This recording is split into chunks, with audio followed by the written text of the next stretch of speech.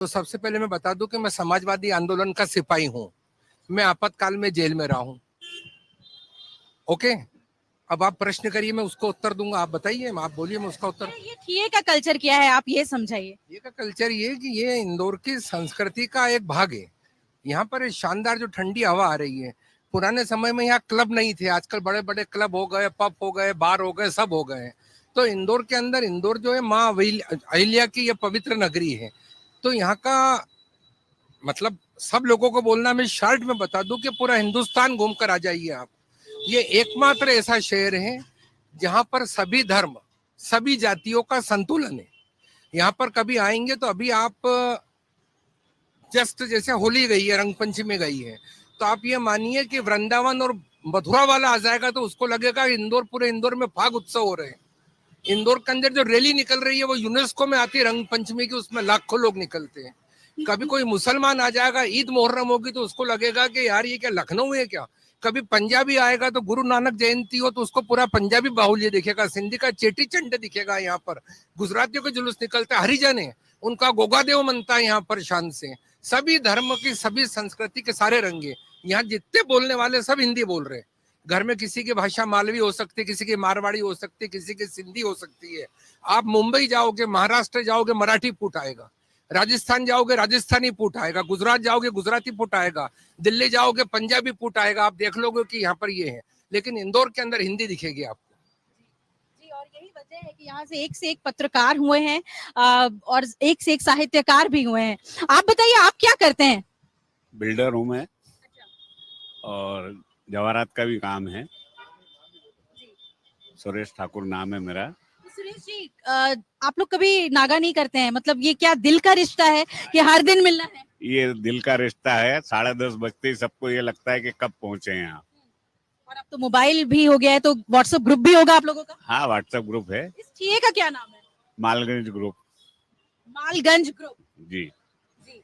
अच्छा, ये बताइए कि अब ठिये पर आए हैं तो जरा बौद्धिक चर्चा करें, पॉलिटिक्स पर ही बात करते हैं क्योंकि चुनाव का समय है।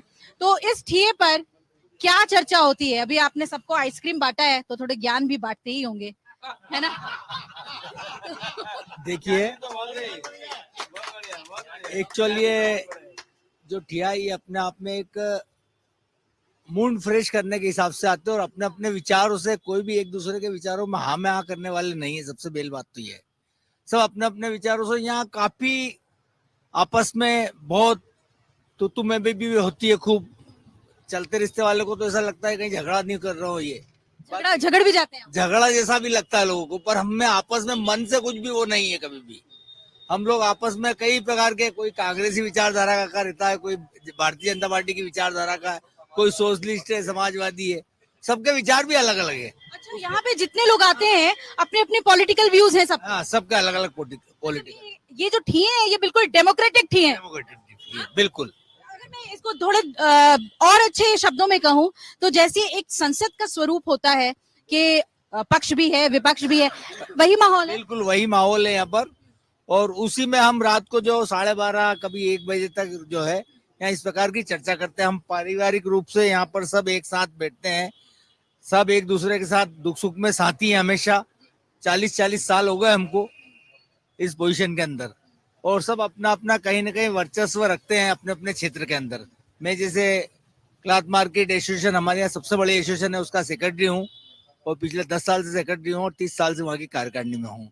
आपको बता दूं कि बहुत अच्छी अमरूद की आइसक्रीम लेकर आए हैं, ये अमरूद डली हुई, और गुआवा फ्लेवर का आइसक्रीम मुझे भी खिलाया है उन्होंने। वो खाकर ही मैंने बातचीत शुरू की है। अच्छा, विधानसभा चुनाव के बाद लोकसभा चुनाव तक सबसे ज्यादा इस ठिये पर किन मुद्दों पर चर्चा हुई है?